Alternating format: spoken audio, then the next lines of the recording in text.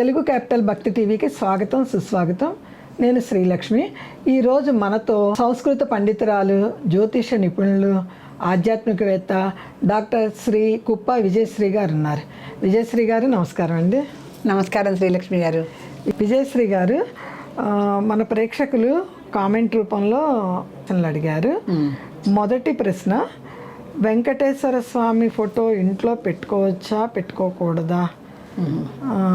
కొందరు పెట్టుకోకూడదు అంటున్నారు, కొందరు పెట్టుకోవచ్చు అంటున్నారు. నా సందేహం నివృత్తి చేయండి అన్నారు. ఇది మంచి ప్రశ్న అండి. మంచి ప్రశ్న. అయితే ముందు ప్రశ్నకి మనం జవాబు చెప్పుకొని కథల దగ్గరికి వద్దాము. ముందు మనకి వెంకటేశ్వర స్వామి ఫోటో ఇంట్లో పెట్టుకోవచ్చా అనే సందేహం.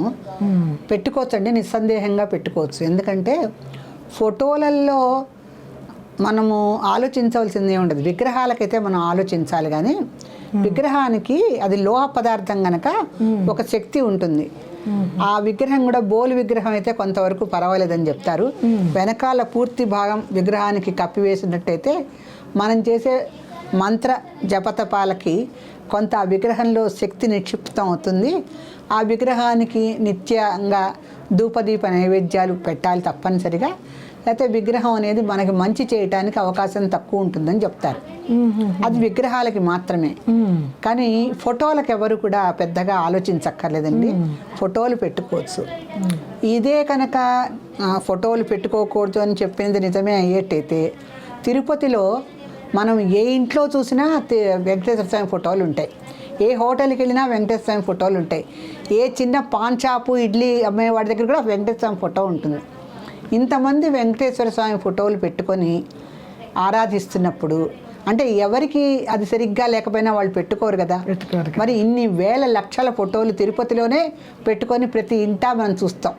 తిరుపతిలో వెంకటేశ్వర స్వామి ఫోటో లేని ఇల్లుని కానీ, షాపుని కానీ, హోటల్ని కానీ మనం చూడం.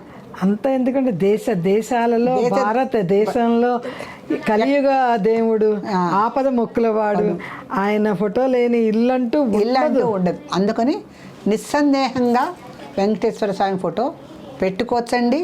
పెట్టుకోండి, హాయిగా పూజ చేసుకోండి. ఏమీ కాకుండా మీకు చాలా మేలే జరుగుతుంది. దానివల్ల ఇటువంటి సందేహాలు పూర్తిగా మనసులోంచి తొలగించేయండి. చాలా సంతోషం అండి. చాలా చక్కగా వివరించారు.